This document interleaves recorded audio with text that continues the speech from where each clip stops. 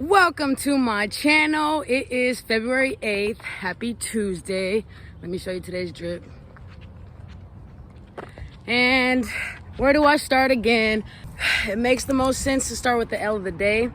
And today I went to upload the video for yesterday and I uploaded the previous video. It basically took 50 minutes and then I got back because I went to do my laundry like while it was uploading, and then I got back and it said checks didn't clear and I was like, what? And it was the video from yesterday. So uploaded that and I basically have time to go to my son's school, get his attendance record. My therapy session is at 2 and I got a comment yesterday saying, what's your story? So might as well make that today's video and go ahead and tell my story. I'm gonna go get the report card, the attendance record. After my therapy session, I'm gonna be going to work. All right, my story. I was supposed to do this video during Vlogmas. I wrote it down as one of my video titles. Never happened. Now we're here. My story. Okay, so I was born in the 1990s, that decade. I was born in Oakland, the town, June 5th.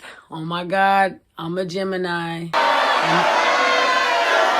I'm a Gemini. Now that that's out of the way, if you're still watching, right? I moved to Vallejo when I was 1. I moved to Texas when I was 5. When I was 7, my parents split. I broke my arm when I was 7. And my mom took me and my 2 brothers to Missouri. 2 older brothers. One is older by 2 years and one is older by 8 years. Stayed in Missouri for 3 years. By that time, I was 10 and my oldest brother was 18. He just turned 18, so he was gonna go to college. My mom took me and my other brother back to California. Now I'm 10 years old. We go from East Palo Alto to Sacramento to Napa. I had been to 7 different schools at this time. So I'm in Napa, finish up elementary, start middle school. Middle school, 7th, 8th grade, I was on the basketball team. Go to high school, I was on the basketball team. 9th grade, 10th grade, I got kicked off the basketball team for my attitude. 10th grade, 11th grade, I start messing around with females and stuff like that. Always from a young age, like I had a crush on Angelina Jolie and always just looking at girls. But my mom raised me Christian and was like, no, you need to like boys. That was always a problem. Now I'm in high school and I'm doing things with girls, stuff like that. I get to 11th grade, beginning of 11th grade, I got expelled. It was because throughout all the years, I was always getting suspended, detentions,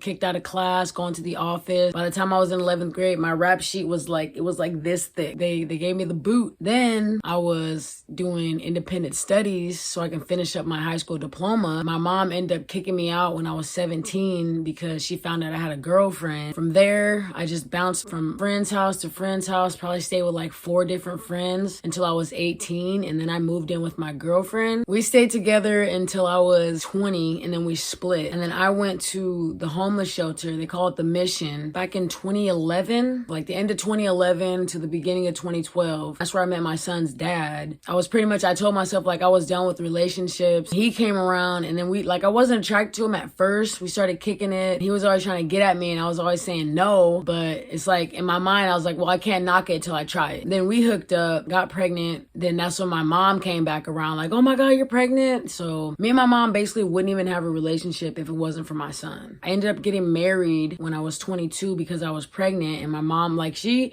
really kind of messed me up because I was basically living for her at the time. So I got married, didn't want to, in my mind, I wasn't ready, but I was pregnant and I didn't want my son to his parents not to have that bond. Tried that out, did not work, got divorced. 2019, it was final. We split at the end of 2018. Also in 2020, my dad, he was already suffering, he had a tumor. He lived in Texas at the time too, but when Corona hit, he got Corona and pneumonia, and he also had memory problems from the tumor in his brain, and he ended up passing away in 2020, April 12th on Easter. Dealing with that, and then I was going through the aftermath of divorce. Very, very depressed. You gotta have some type of motivation, and my son, that was it for me. My son, if I didn't have a son, I don't know where I would be. And it's so cliche that I'm saying that, but it is the truth. Honest to God, I do not know where I would be if I did not have a son. on. That is the one thing that came out of trying to try guys out. I love my son to death, and I would not change it for the world. But it did teach me a lot. I learned a lot in life, and even when I was pregnant with Brandon, we were homeless, and I had to sleep in my car at least a month. I slept in my car, and then I signed up for some student loans, and I got that. I got like $7,000. We ended up renting a room and then going from there. It was so tough. A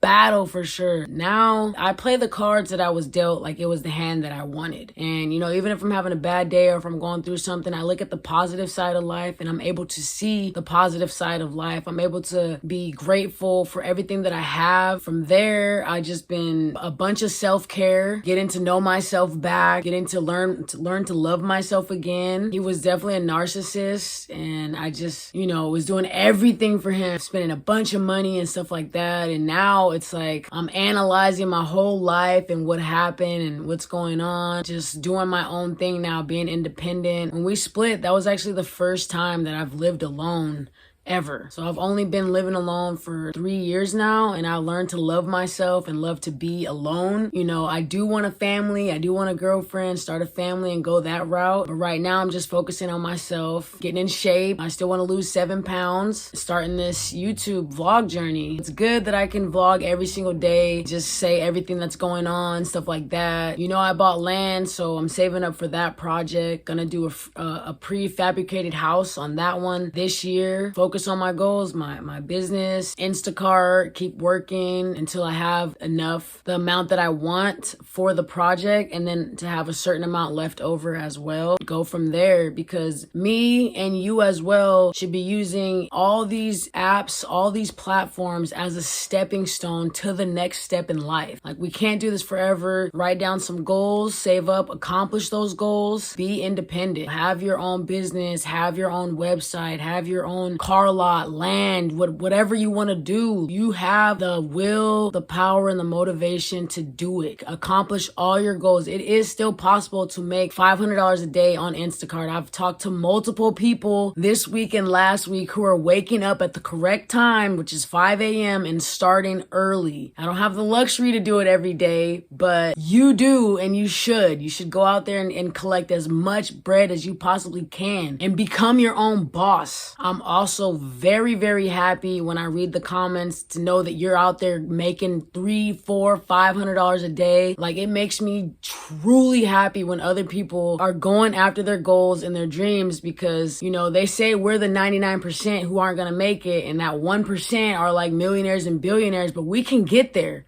All of us can get there. So let's do it. Let's get there. All right. I hope your here goes today. I hope your here goes tomorrow. Now let's go get this money. All right. Thanks for watching. Take care. If you like me, I'll see you in the next video. It's KK Purr.